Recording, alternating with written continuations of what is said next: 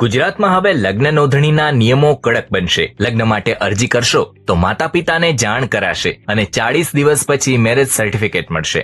મિત્રો, શું તમે ગુજરાતમાં રહો છો અને ભાગીને લગ્ન કરવાનું વિચારી રહ્યા છો?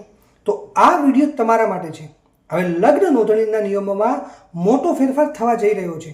જ્યારે પણ કોઈ દીકરી લગ્ન નોંધણી માટે અરજી કરશે ત્યારે તેના માતા પિતાનું આધાર કાર્ડ, મોબાઈલ નંબર અને સરનામું પણ લેવામાં આવશે. આનો મુખ્ય હેતુ એ છે કે દીકરીના લગ્નની જાણકારી તેના પરિવાર સુધી પહોંચે. અરજી કર્યાના 10 દિવસની અંદર જ સંપૂર્ણ વિગતો માતા પિતાના ઘરે મોકલી દેવામાં આવશે, જેથી જો કોઈ છેતરપિંડી કે ખોટી વિગતો હોય તો પરિવાર તેની તપાસ કરી શકે. પરંતુ અહીં એક ખાસ વાત છે કે જો દીકરી પ્રેમ લગ્ન કરે છે તો માતા પિતાએ તેને સામાજિક રીતે સમજાવવી જોઈએ. પણ જો કોઈ માતા પિતા દીકરી પર દબાણ લાવશે કે તેને હેરાન કરશે તો તે પણ ચલાવી લેવામાં નહીં આવે.